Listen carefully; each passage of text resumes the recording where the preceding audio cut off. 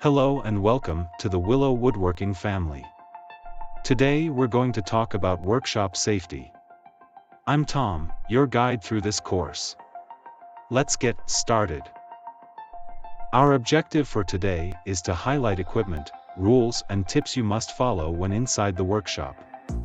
At the end of this presentation, you will know what the types of protective clothing to wear, know workshop behavior and etiquette, and helpful pointers to help you navigate your workspace.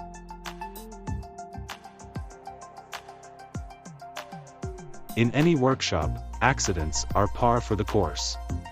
To help ensure your safety and to safeguard you from injury, the following safety items are required at all times. Hard hats to protect your head from falling debris, hanging objects and projectiles. Safety glasses to protect your eyes from projectiles. Ear protection. Ear plugs or earmuffs will protect your hearing from loud and damaging noise. Please wear ear protection whenever you're in your workspace. Steel-toed boots. Help protect your feet from falling equipment or material by wearing these boots.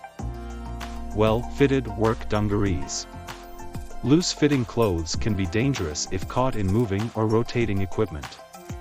Ensure that your clothing has no dangling or loose ends that can get caught in your equipment.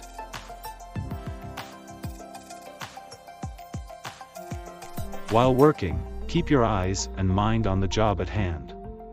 Keep moving parts properly shielded as distractions can be dangerous and painful.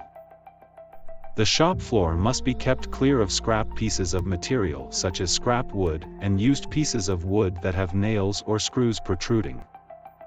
Cutting wood should only start when saws are on at full speed to avoid kickbacks and injury.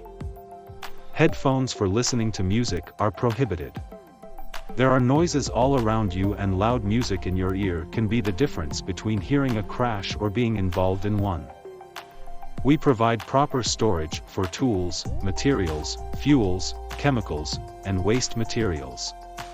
Keep work areas clean and free of tools, materials, grease, and dirt.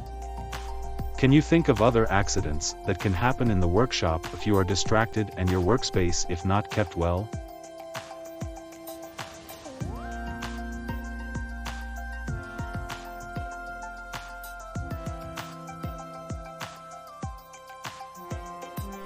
There were some other faults that I made that day. One of them is poor tool maintenance, which resulted in this result.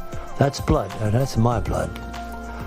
This is an old bandsaw. It's nearly 40 years old, and I have gotten the habit over the years of just leaving the guides up and cutting with a 1/2-inch blade. Now that's fine, except I've also lost the guard. And what happened was something got caught, something fell, and disregarding the one rule you have when working with power tools is if it falls, let it fall. I grabbed for it. And as you can just see just now, I went right into the blade.